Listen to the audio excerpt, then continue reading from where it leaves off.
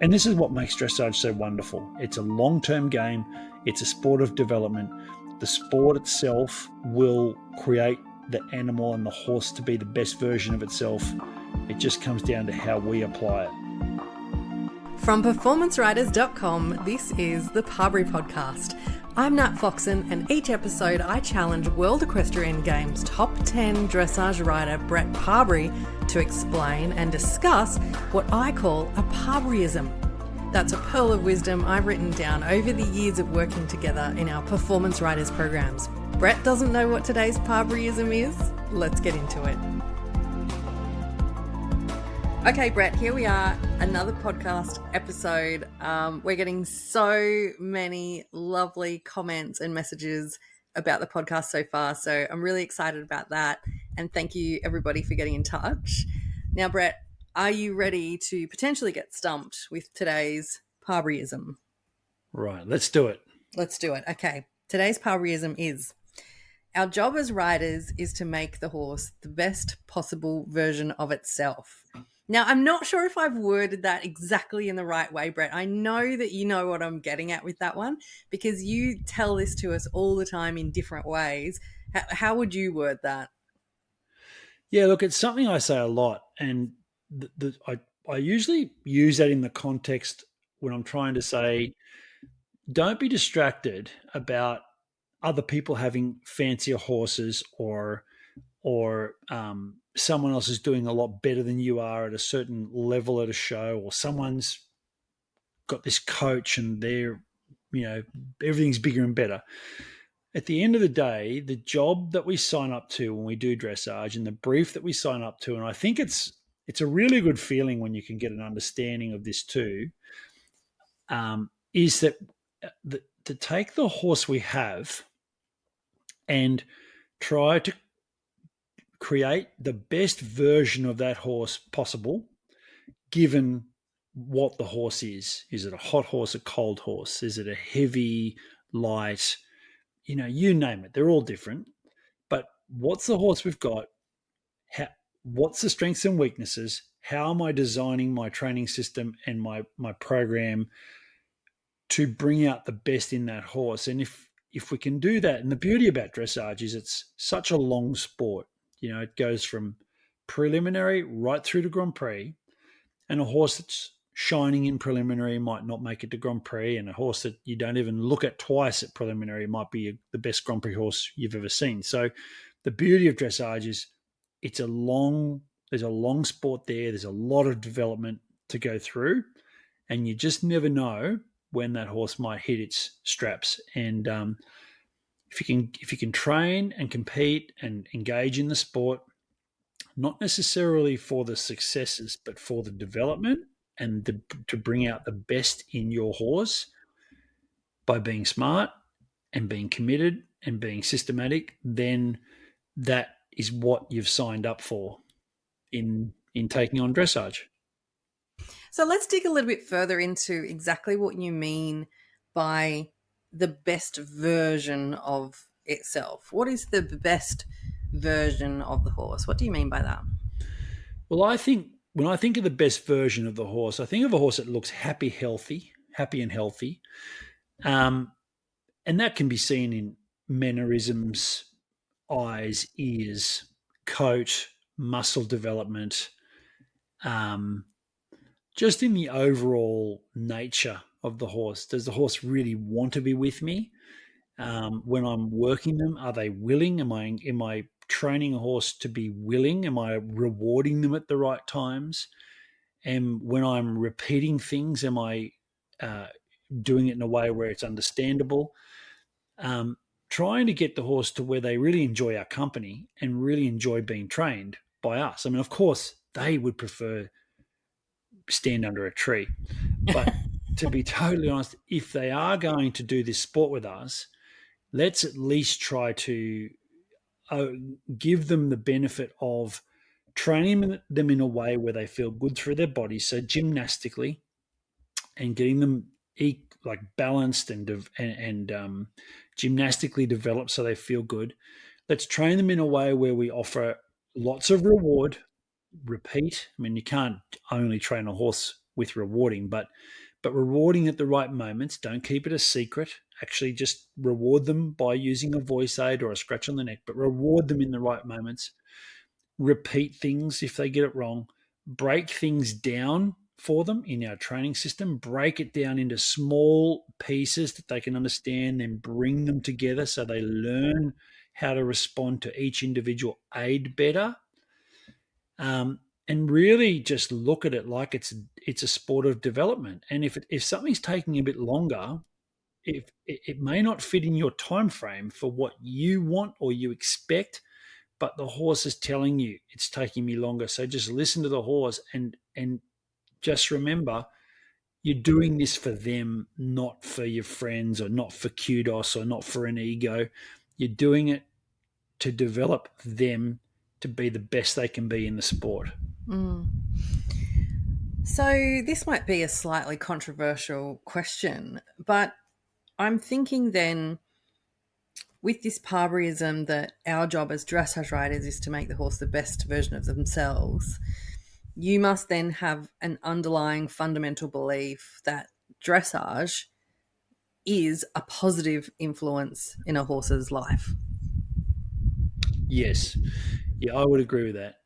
Simply because it is such a rounded sport. The requirements of dressage, first and foremost, is in that gymnasticizing and suppling, and the sport itself, a little bit the same as gymnastics or I guess ballet, is the horses can't do it if they're not developed, certainly at the higher levels. If they're not being developed properly to do the sport, gymnastically, strength-wise, mentally, being able to cope with the questions and then being able to understand them, I think that in itself, the horses and the demands on the horse aren't high-powered, fast demands. It's often a sort of a slower developing sport, not like a racehorse where they have to develop blistering speed straight away and their careers are over by the time they're sort of 5. Or a cutting horse where the stopping and turning around is so hard on them that their careers are over. Ours are only getting certainly they're only learning in dressage nearly the full let's say spectrum of what they need to know by their 8 or 9. Then there's 2 years in becoming more established and better and more comfortable with the Grand Prix knowledge, and then like on an age for stage basis, you're looking at like 11 or 12, and then there's another 6 to 8 years of competing Grand Prix in that horse that takes them through till they finish their dressage career. So our horses develop over a much, much longer career, and therefore we need to train them on that basis, that we do want them to be a happy, healthy 18-year-old dressage horse that hasn't got problems with his legs or problems mentally or had nervous breakdown or whatever it might be, that they've actually got they're very, and the dressage work, I should say, is keeping them at the best they can be. The endorphins are being released, the body's being suppled, the strength is there.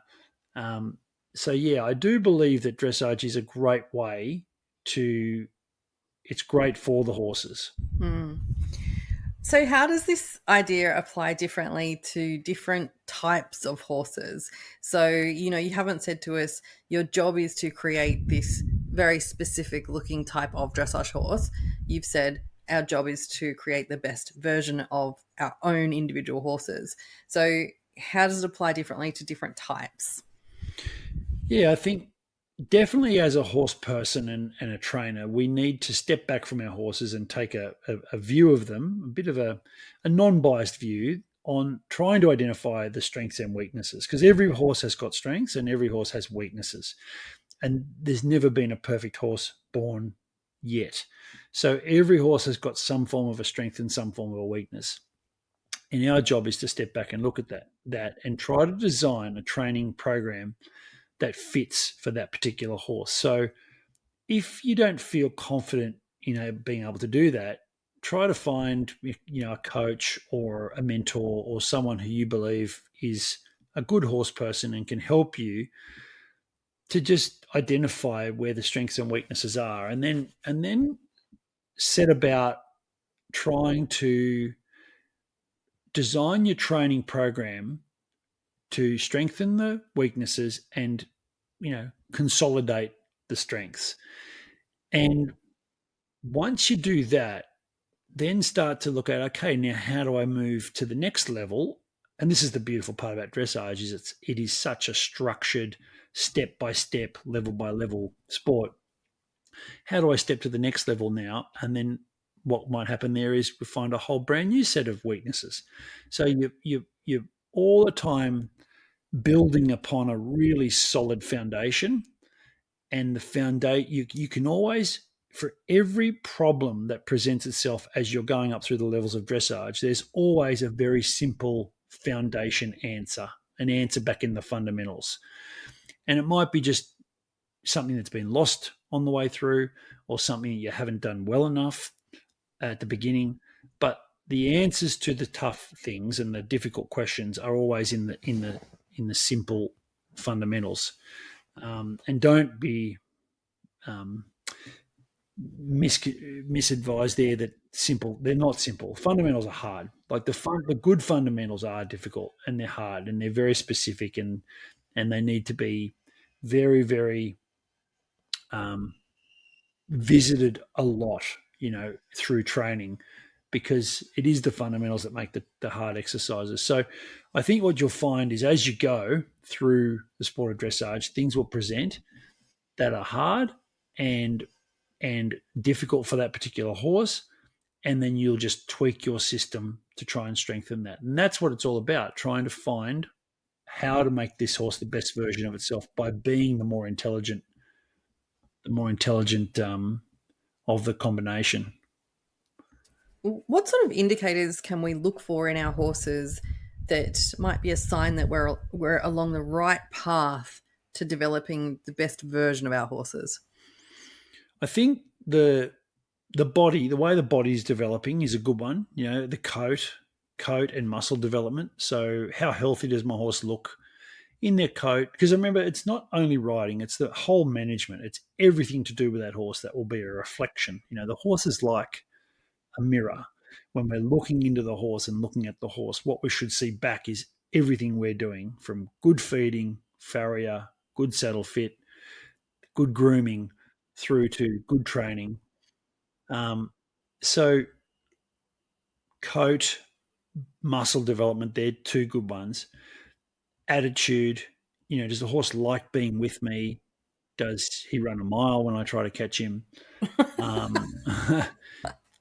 Is he, does he like my company? And also then when I'm riding, can I feel that I'm not having to do as much as I train my horse? And this is the whole point. Like, when we train them, we should be able to do less. So our whole point of being able to train horses is, the more we train them, the more understanding they get, the less we should have to do, the smaller aids we should be able to use. So am I able to do less now to get this to happen?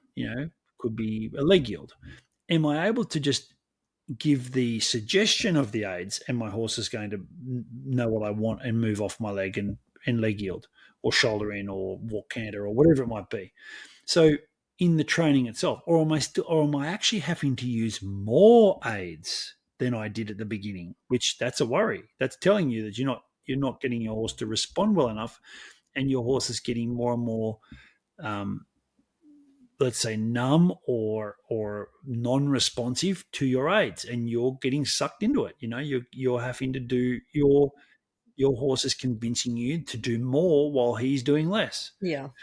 So the training and riding itself, and then as you go through the levels, as the exercise get harder, am I feeling like I'm working harder the harder the work gets? Or am I feeling like I know where the problems are? I'm fixing them through the fundamentals. I'm bringing it all together to the tougher stuff, and I can feel that we're developing. I can feel that we're getting better at this. I can feel that this will be, that we're going to be fine. Another 6 months, 8 months, whatever, developing, working on the exercises, this is going to be fine for me and my horse. They're all signs that you are on the right way. What about scores and competition results? Are they an indicator that we're on the right pathway? They can be. They definitely can be. I mean, I wouldn't use that as a sole verifier that we're on the right way, but definitely if you're taking your horses to shows and you're getting feedback from judges, judges they actually want to give you marks. I don't, if someone's only giving, someone might be just naturally a low marker, right? But I don't believe they're not jumping from low marks for this one to high marks for that one. It just fits with their philosophy and fits with what those judges want to see in the arena.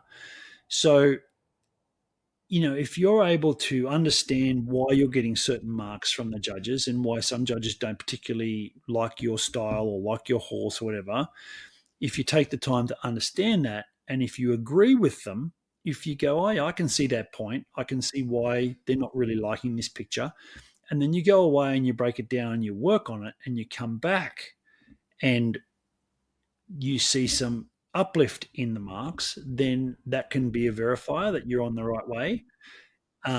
If you're finding a certain level a lot easier than you did, that can be time to say to you, you know what, I can do everything in this level to a point where it's easy now, and I feel like I'm very competent at this. I'm now training on to the next level. Your marks might not have gone up that much, but you feel way more competent. That can be, those things can be verifiers to say that you're ready to push upwards, and you're on the right way. Just a quick message from us. If any of the ideas discussed today resonate with you and you'd love to dive deeper, head over to performanceriders.com. There's a bunch of free content for you, and there's loads of opportunities as well to work with us by enrolling in one of our training or mentoring programs. performanceriders.com. You mentioned earlier that noticing that you're having to use more and more aids, could be a bit of a red flag. You've slightly gone off track in terms of what we're aiming for here in creating the best possible version of our horses. What are some other red flags that we might want to look out for that could say to us, maybe what our approach or our system at this time is not perfectly aligned to this horse? Well, behavioural issues, that would be probably the first one. Horses respond to pressure and release. That's their natural way of communication. So pressure and release. So if we are riding in a way where there's pressure, when the horse is doing what we want, and then the horse gets a little bit sick of that, so they give a little resistance and they feel something release, that will tend to get them, they will investigate that further. Yeah, that's a good way of putting it. They'll investigate they will go, that. Well, I liked that. I gave a resistance here, and I liked the fact the pressure release, because let's face it, the horses would like to be left alone. Even when we're riding them, they would prefer be left alone.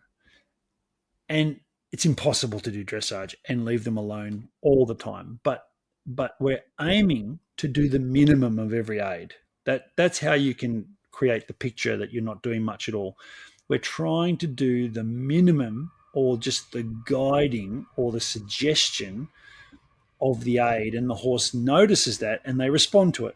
And then you can go, okay, well, I can let the pressure off. And what that does is you tend to stay out of their way more. You stay out of their way and you guide them, and you can do anything with that. The best riders in the world are creating energy off a small aid. They're creating a half halt off a small aid.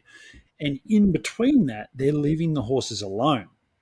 So if you feel like you're riding and you're having to hold one end and you're having to push and kick it with your legs to keep them going, I guarantee it, the horse is not enjoying that.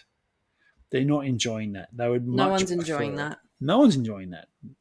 So the thing is that's called pressure, right? That's pressure on the mouth, pressure on the legs. Now, okay, I come along and say, oh, by the way, you've got to try and lighten all these aids off. Well, the first thing that happens when you start lightening the aids off is the horse starts pushing out of those aids. So if you lighten the reins, the horse will push out its neck longer. So then the rider goes, but hang on, the horse feels worse. And I go, I know. That's the point, is you've got to try and train him now not to pull longer, but then leave him alone when he tries it. So you've got to develop in the rider way more skill, and it does take a lot more skill and a lot more timing and a lot more feeling, but develop in the rider more skill to notice when the horse is in the right position, how to soften the aid a little bit, notice when the horse goes against them, correct it, and soften again. There's way more components to that, right?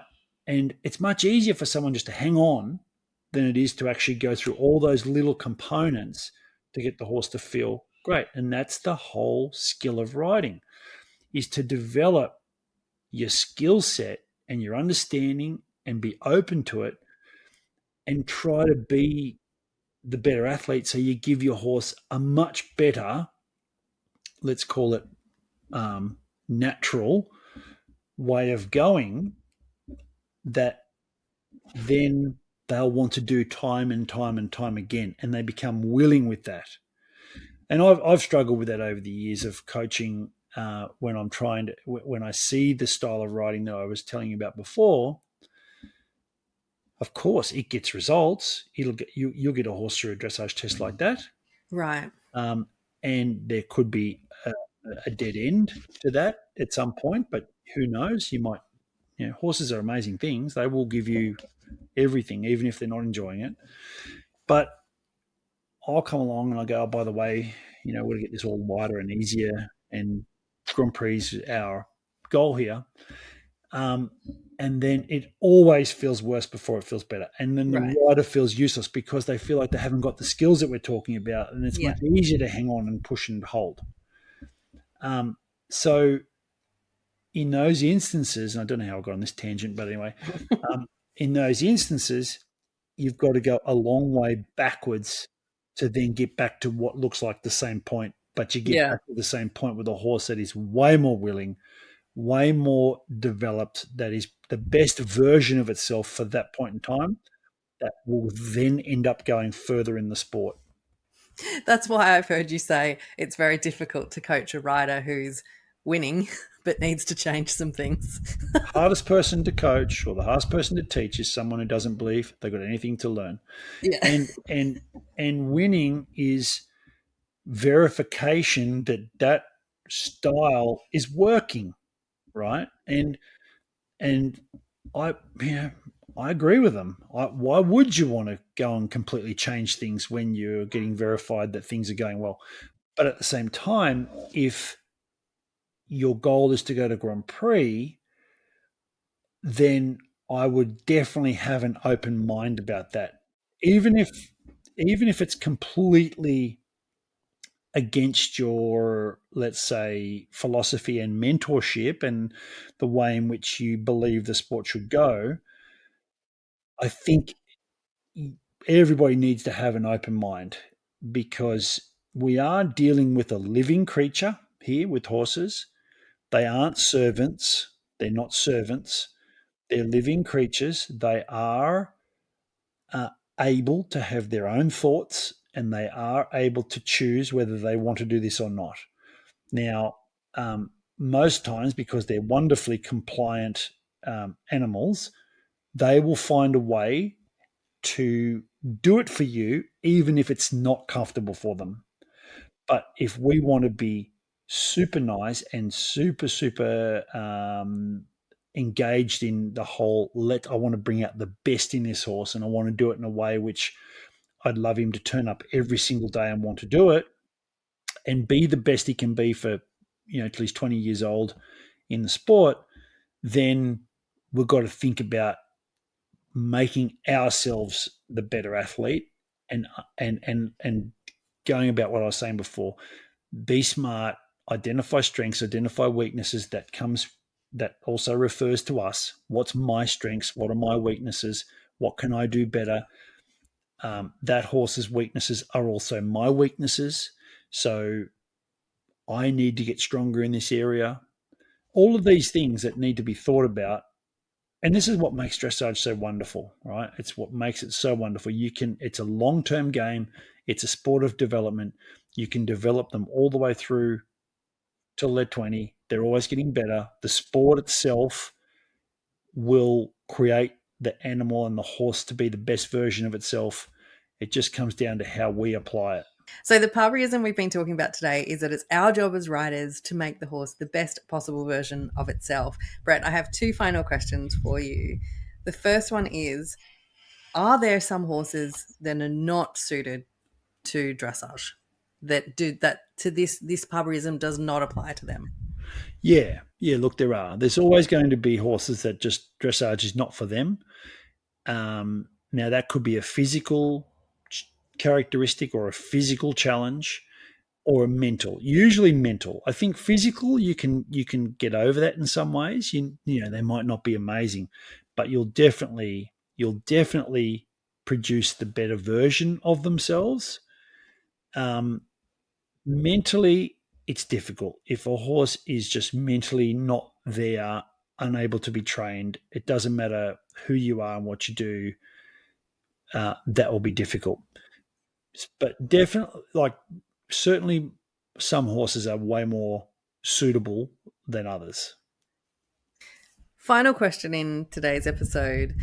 Do you have a favorite horse, or perhaps a horse that you've coached or one that you've competed, that you've just seen this transformation happen in over time, that you've been particularly proud of when we're talking about this process of training and riding, creating the best possible version of our horses? Is there one that springs to mind for you that you think, you know what? Yes, the training and the journey through dressage absolutely brought out the best in that horse. Wow, that's a good one. Look, I think every one of them. I can't think of one horse that hasn't come through our stable here that we haven't been able to make what we think better and be a better version of themselves. I think we've been very lucky in that way, where every horse that comes through here has come out of here a better version of themselves, and I'm very proud to be able to say that. As far as one standout, no, not really. There are definitely horses when, as you go, and I've probably got 3 or 4 of them down there now. As you go through their training, you think to yourself, wow, you really are a nice horse. Like the horse, everything about the horse looks nice. You sort of unlock potential as you go. Yeah, and I mean, I often say to people when we get horses in, whether it's an owner's horse or whether it's one we've bought, this horse will grow to fit me, because as you know, I'm tall. I'll say this horse will grow to fit me, and I'm pretty sure we're going to make this horse more beautiful than they are by nature. That means their eyes and ears, the way their neck develops, the way their body develops, the way they move, and there's so many nuances in that, just the way in which they move with that fluidity and that little quickness off the ground and spend more time in the air. They always look more beautiful. And especially then if they've got a lovely round neck and they've got a lovely round sort of body and they're happy and they've got this lovely look about them, eyes and ears, you'll always make them look more beautiful than they would be just standing under a tree in a paddock. And I think to answer that question, they've all developed in that way. I'd like to think that our horses have a certain look and I'm sure other people's do too. I'm not trying to just say we're the only ones, but they always have a certain look, and that is reflected, that all of what I just spoke about is reflected in that look. And I'd love to think that that's been able to be applied on all of the horses that have come through over the years. Love that. Perfect note to end on. Thanks so much for the discussion today. Pleasure. It's a good one. I like that.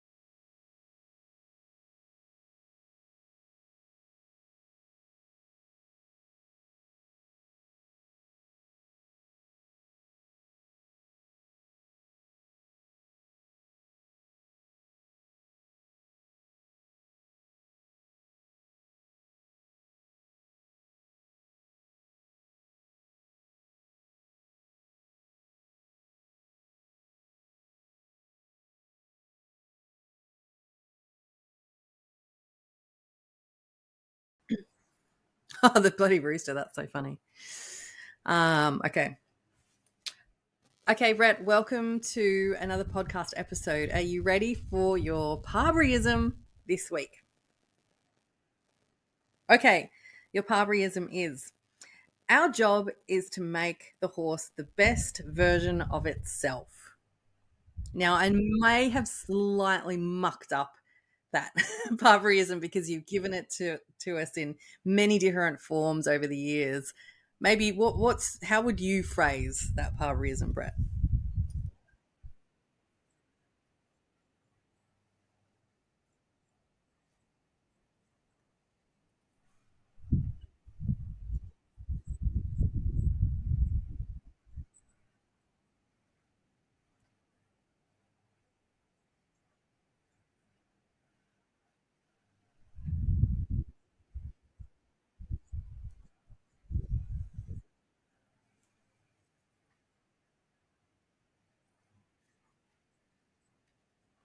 Mm,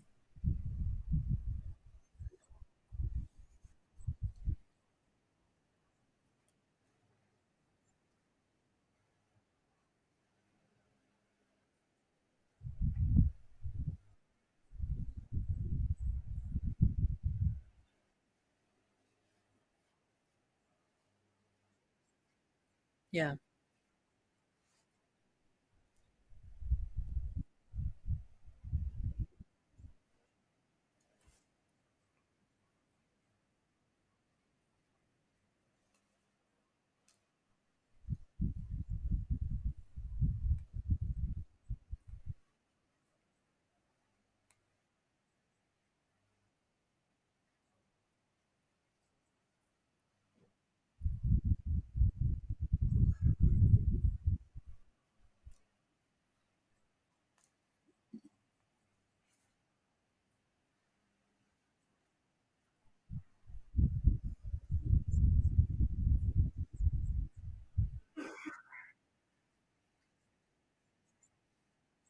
Mm. So I guess then underlying this Parberyism, you must have a fundamental belief that dressage can be a positive thing for our horses.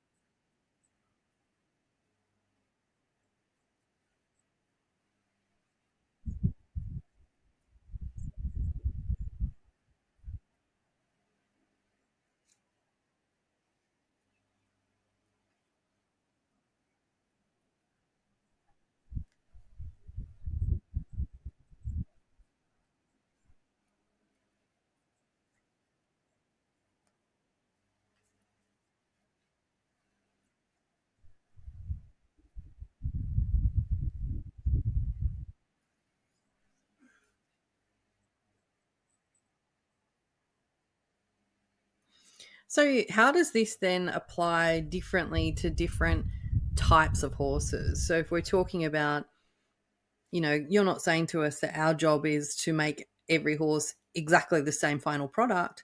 You're saying it's to make each horse the best possible version of itself. So how does this apply differently to different types of horses?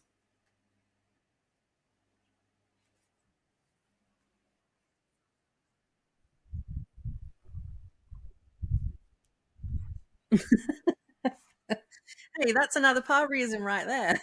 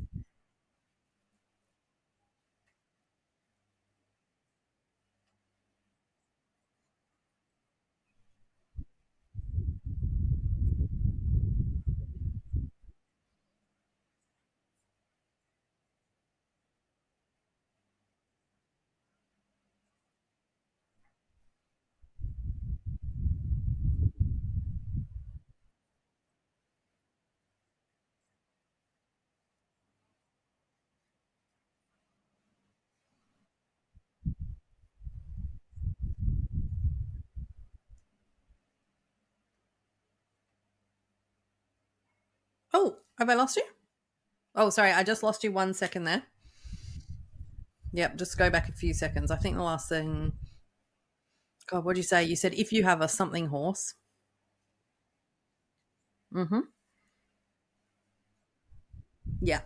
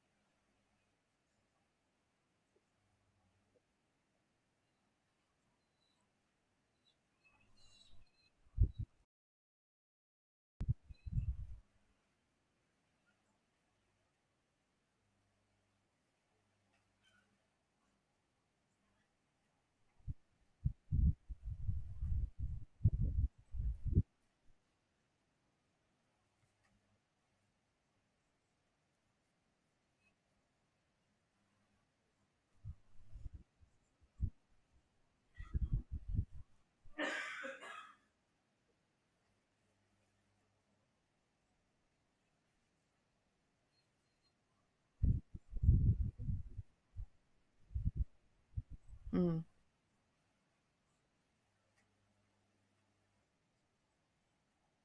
Mm. So then, obviously, a key component is to be able to look at our horses and analyze them. What are the strengths and what are the weaknesses?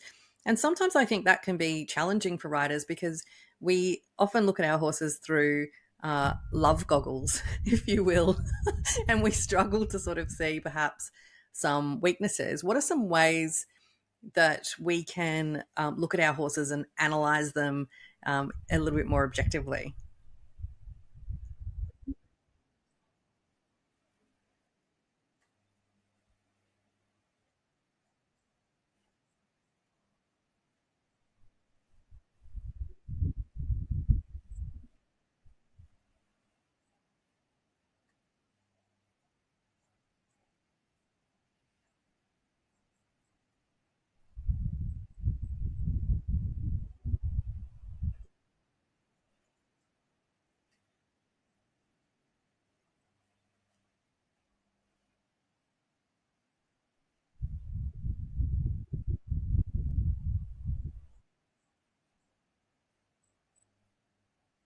Mm.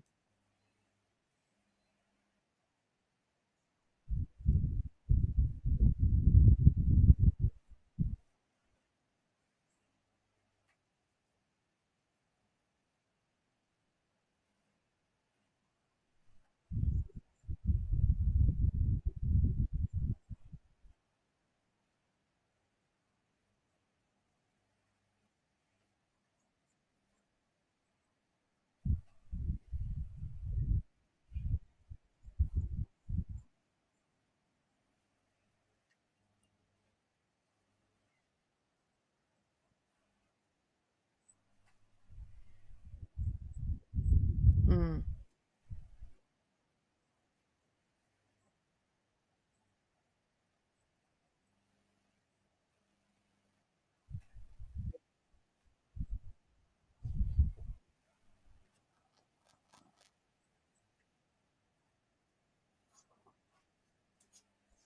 So the Parberyism we're discussing today is our job as riders is to make the horse the best possible version of itself. Brett, what are some of the indicators we can notice in our horses that would tell us that yes, we're on the right path here of helping our horses be the best version of themselves? Would it be, for example, physical development in the horse?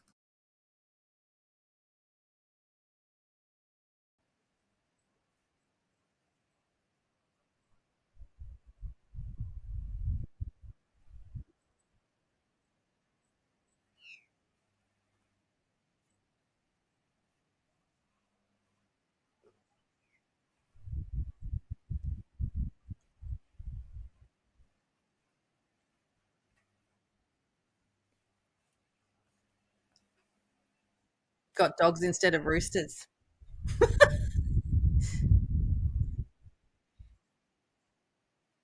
Yeah.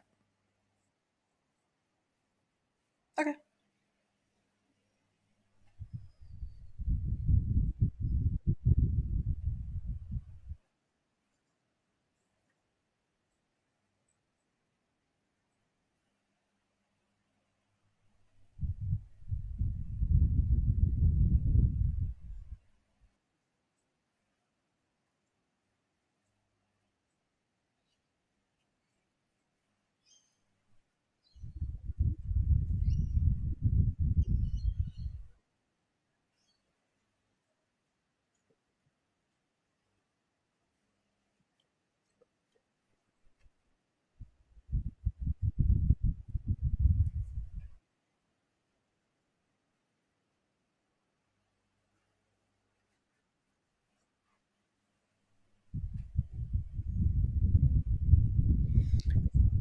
Yeah.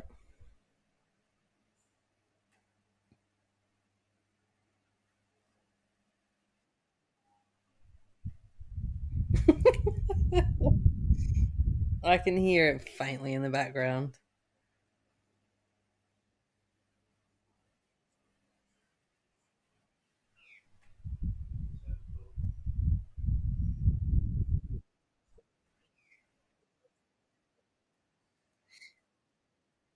I no, I don't know what the last words were. Yeah, all I wrote down was environment, so I don't know.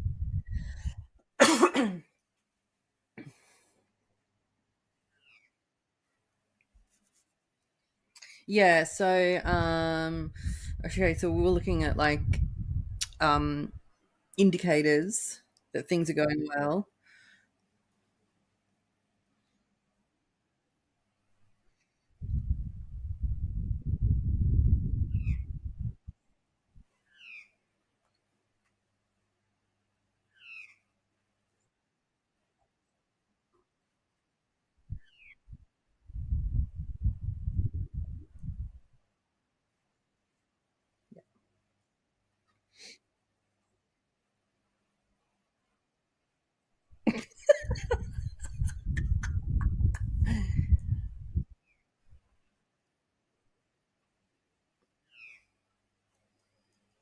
Yeah, you talked about also the calmness of the horse, the look in its eye.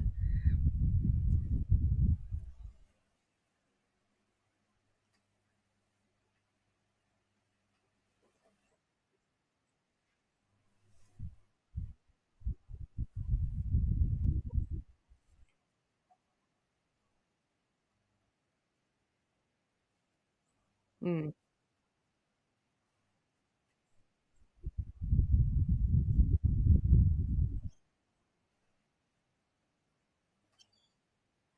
mm,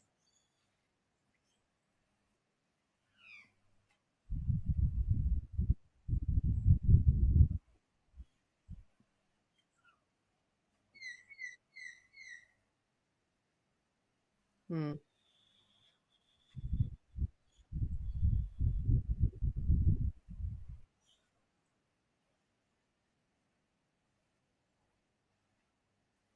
mm,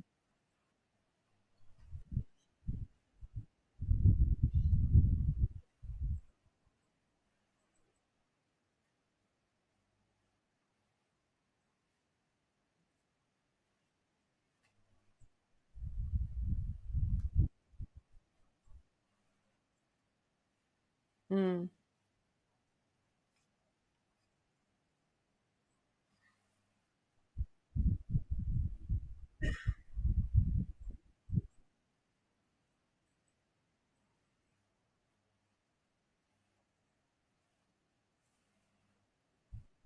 yeah.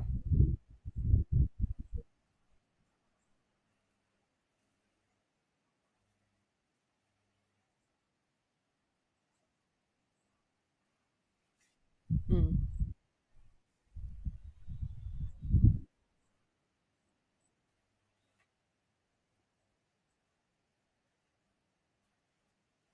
mm. And I know you like. Sorry, go on.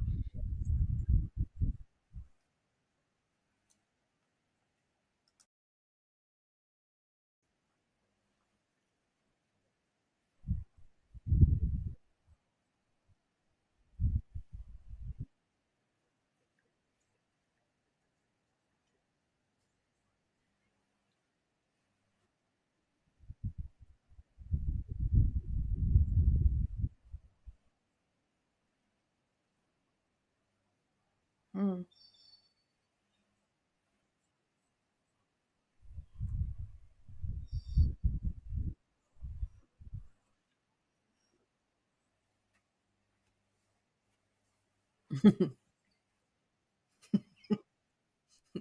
Yeah, but I wouldn't worry about it too much, really, in the background. All right.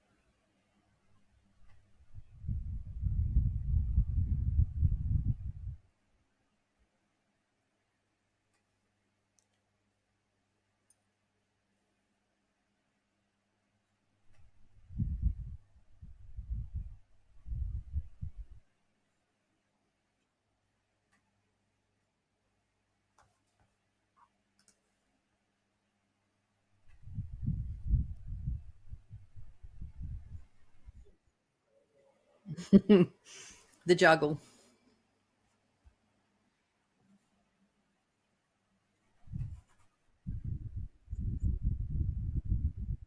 Oh, that's right. Oh, for sure. I don't think it's easier at all. Um, I'm going to go to a follow-up question I had for that anyway that I was about to ask. Are you ready? Okay. Brett, I know you really like to carve out a day in your training schedule to either lunge the horses or work in hand of of some description. Is that also a good time for you to look at how your sculpture and the horses is developing?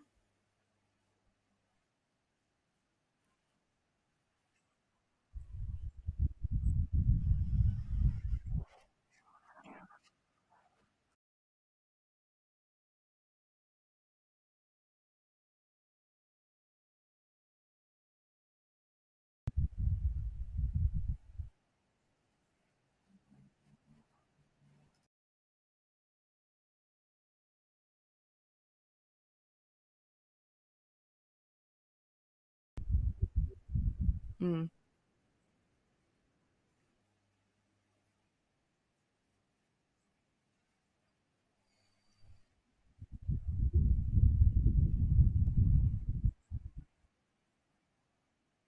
No, it's gonna be fine.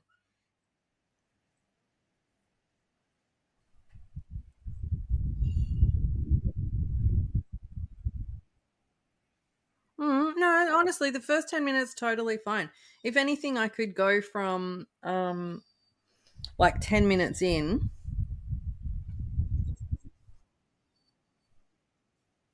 Really? Yeah, I mean that's fine. Yeah, it's fine with me. I might just stop this. Oh, actually, no. Can I? No, I'll keep going. I think. Okay. Let's go again. Okay. All right. Okay, Brett, here we are, another podcast episode. We're getting so many lovely comments and messages about the podcast so far. So I'm really excited about that. And thank you, everybody, for getting in touch.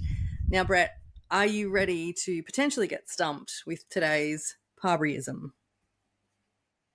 Let's do it. Okay. Today's Parberyism is: our job as riders is to make the horse the best possible version of itself. Now, I'm not sure if I've worded that exactly in the right way, Brett. I know that you know what I'm getting at with that one because you tell this to us all the time in different ways. How would you word that?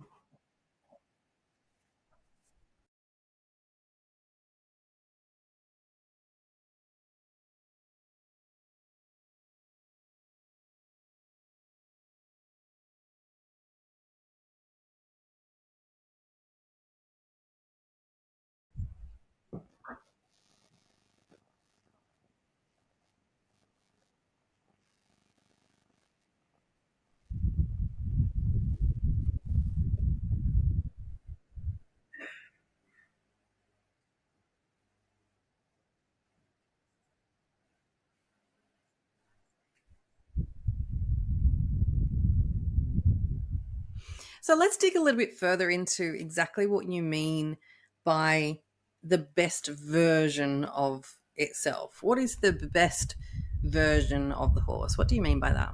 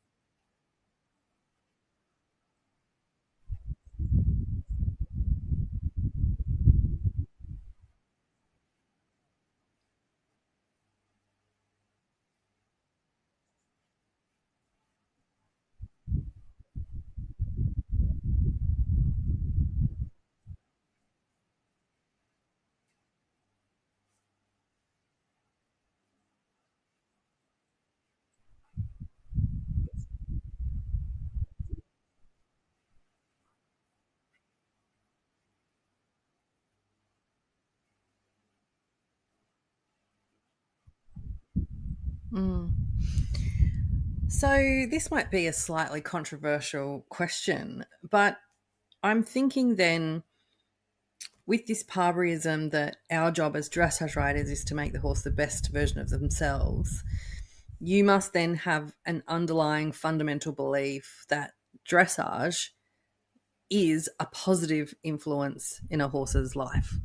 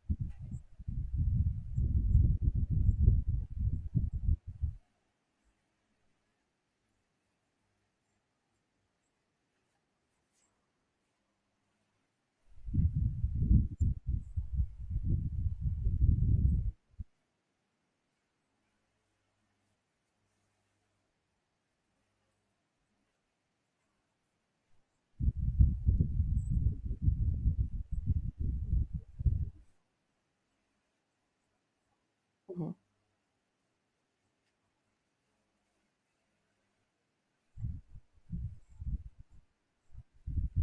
Right.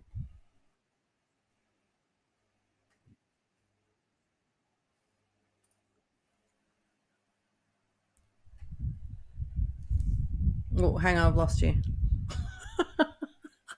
Can you hear me?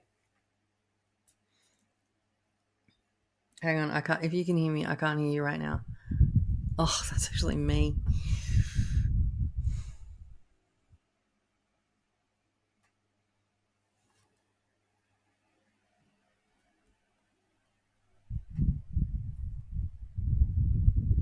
Oh, Brett, sorry. I my internet just completely cut out. But I know, you know what the last thing I got was you were saying, unlike a cutting horse, and you talked about the racehorses and the cutting horses. You said their careers are over, and then you went to say ours are, and I presume we were just going to say like just getting started or something. So just back to the like cutting horse bit. Sorry.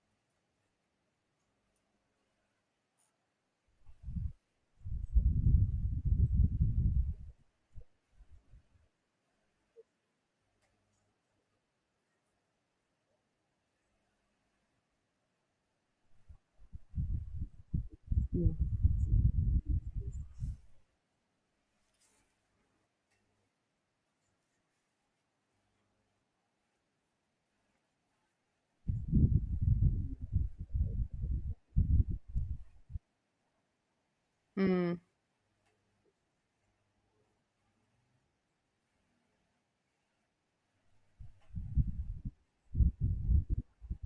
yeah.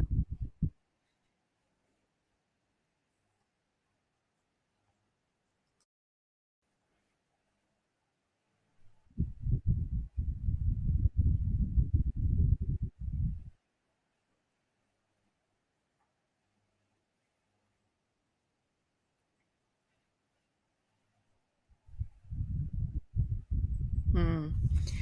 So, how does this idea apply differently to different types of horses?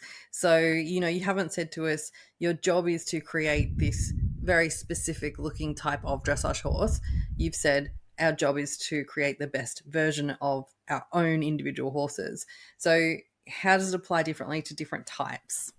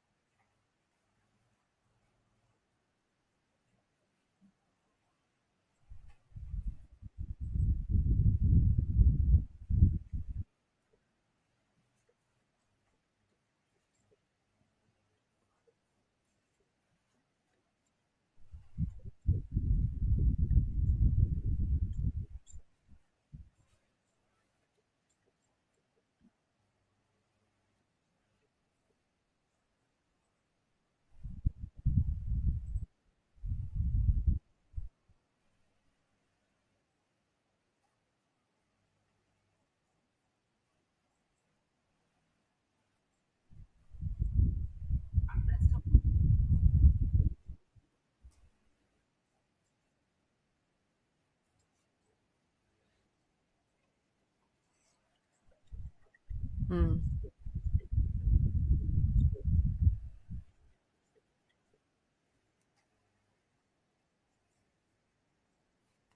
Yeah.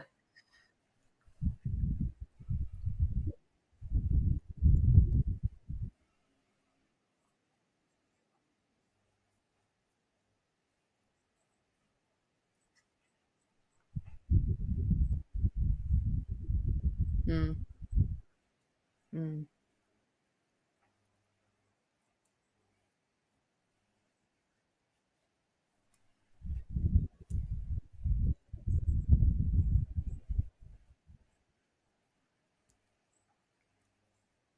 Mm.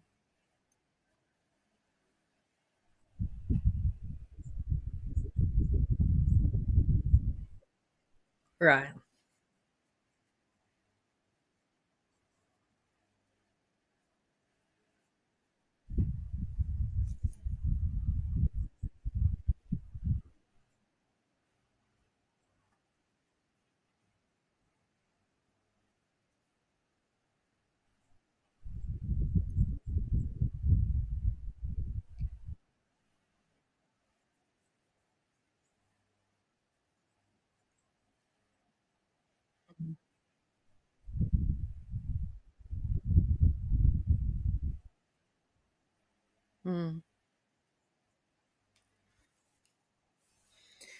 What sort of indicators can we look for in our horses that might be a sign that we're along the right path to developing the best version of our horses?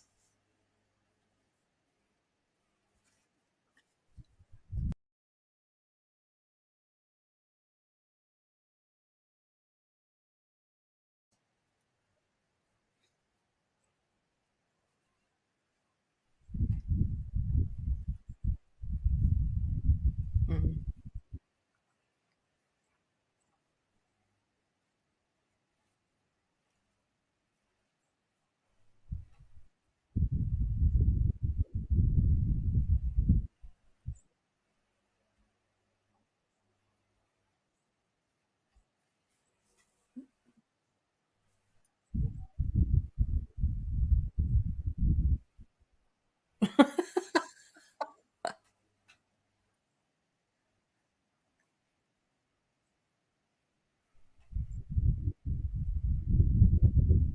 Yeah.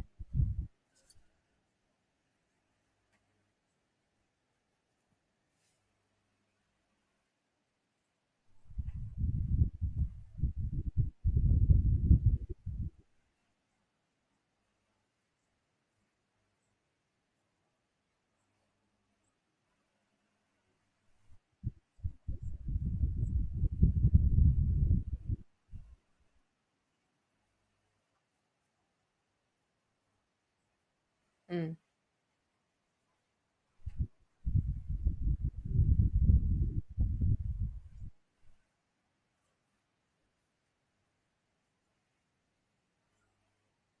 Mm.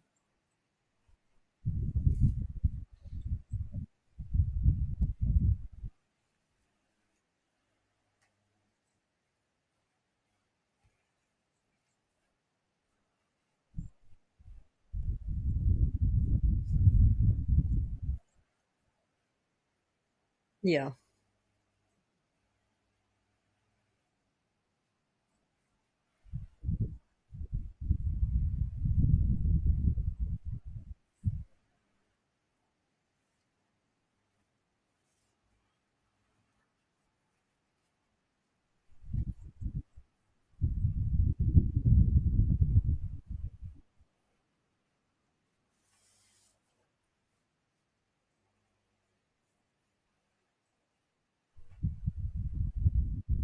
Mm.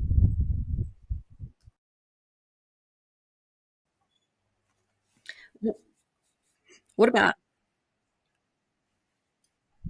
what about scores and competition results? Are they an indicator that we're on the right pathway?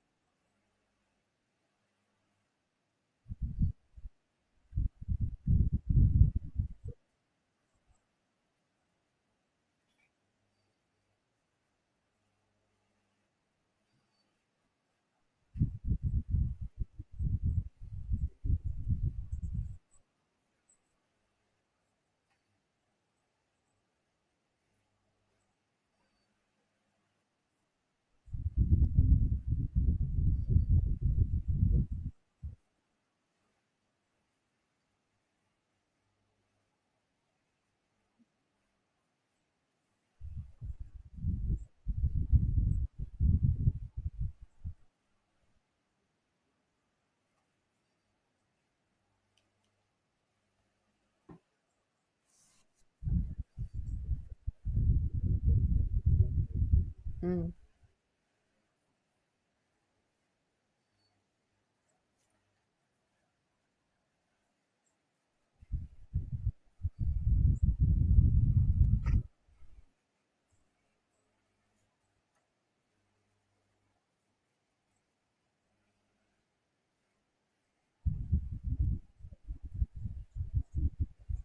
Yeah, yeah, love that.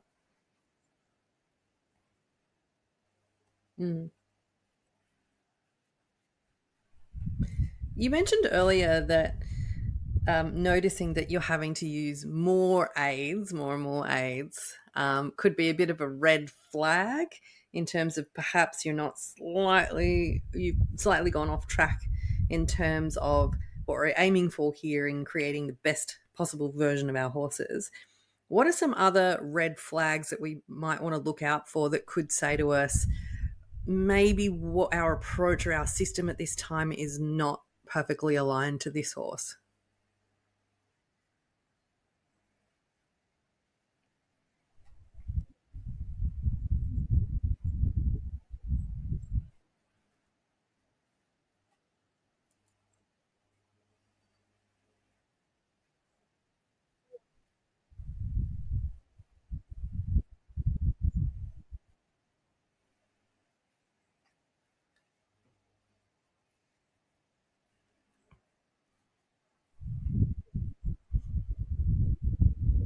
Mm. Yeah, that's a good way of putting it. They'll investigate that.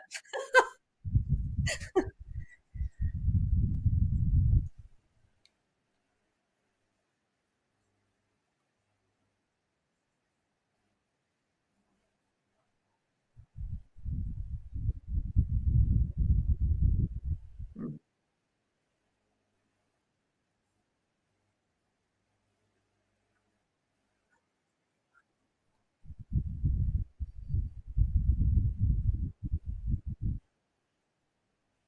mm,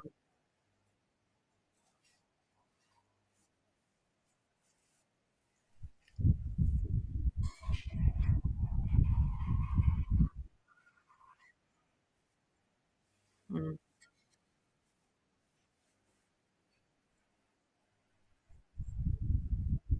mm,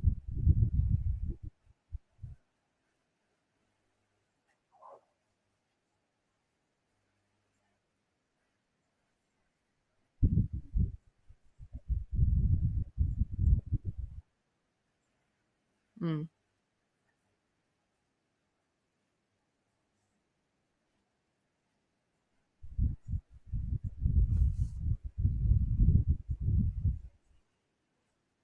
mm. No one's enjoying that.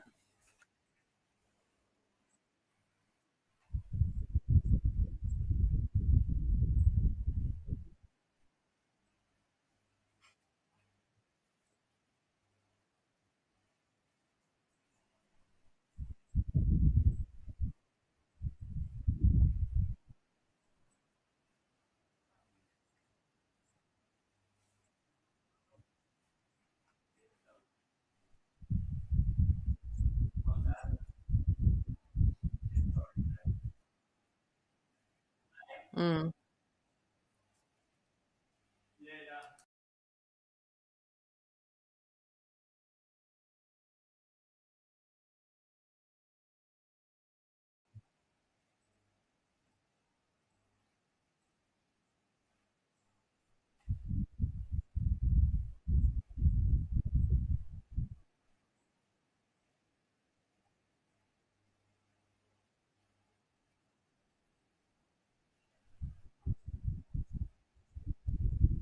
mm,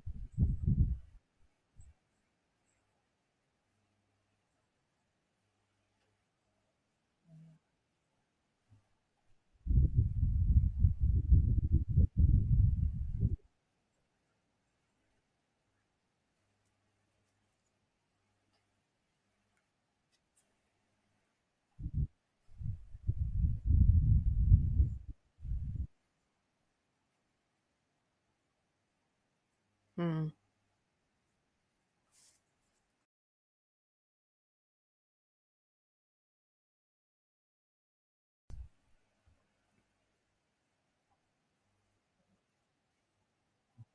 Right.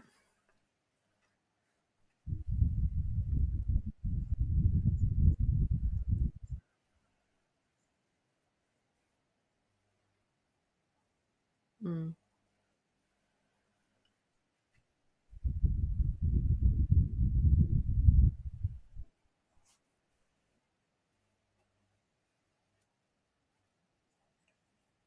right. Yeah.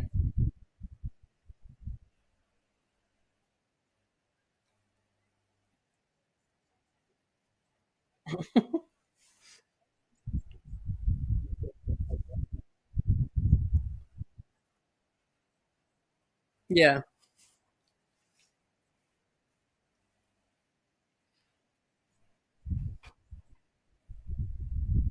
Mm.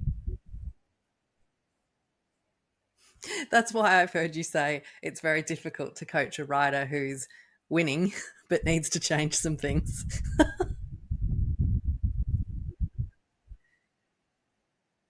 Yeah.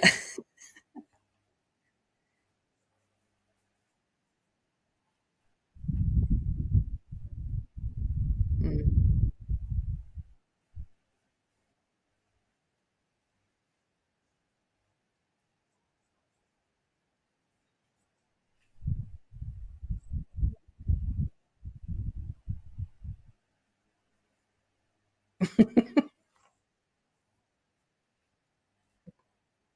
It's all right.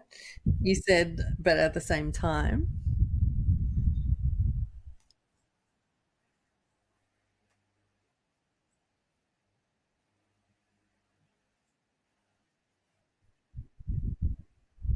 Yeah.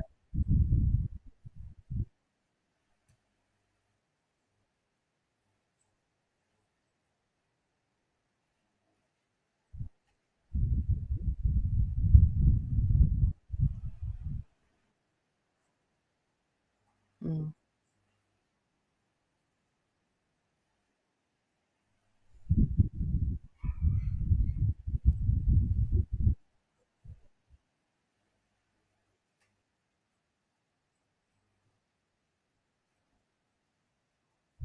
Mm.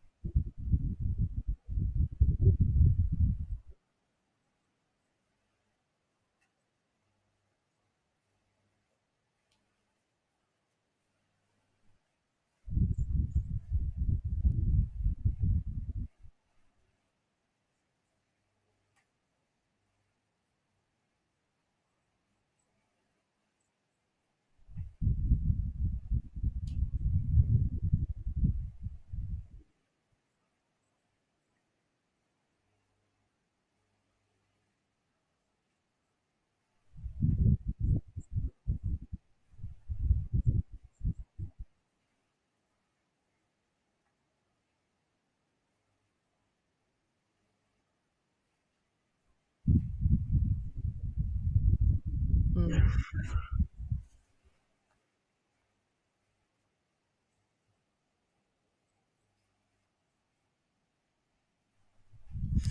So the pufferism we've been talking about today is that it's our job as riders. Fuck. So the pufferism we've been talking about today is that it's our job as riders to make the horse the best possible version of itself. Brett, I have two final questions for you. The first one is: are there some horses that are not suited to dressage? That do that to this pufferism does not apply to them.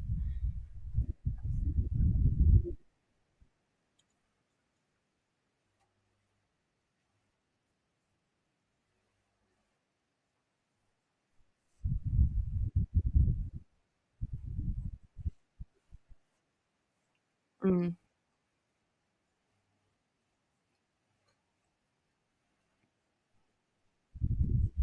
Yeah.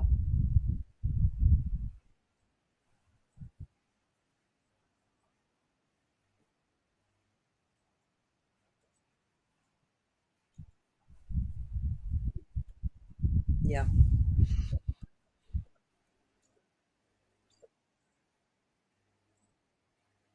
Mm. Final question in today's episode.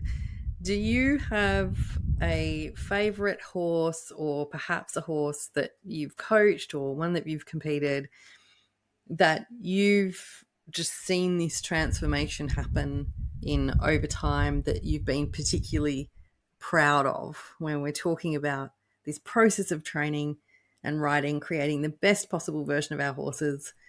Is there one that springs to mind for you that you think, you know what? Yes, the training and the journey through dressage absolutely brought out the best in that horse.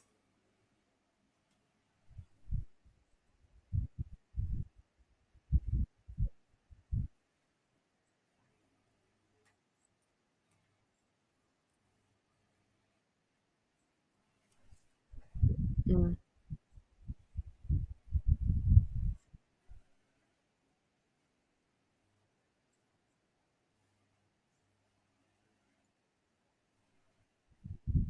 mm,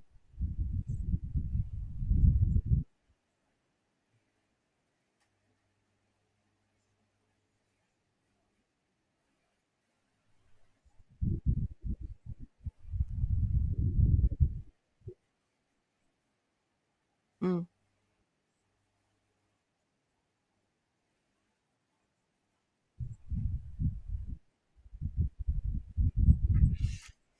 Uh, so yeah, you sort of unlock potential as you go.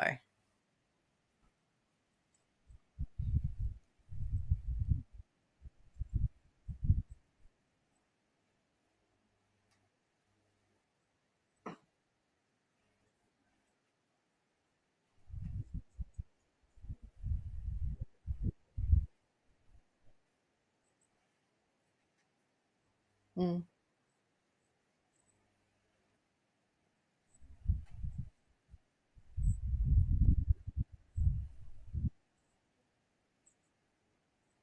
yeah.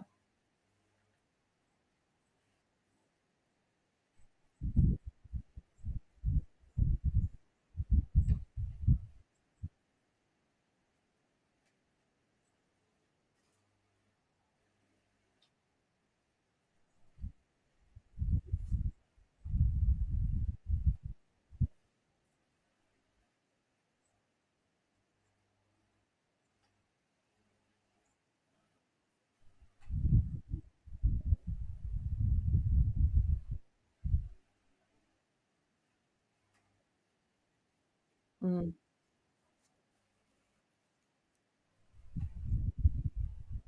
hmm.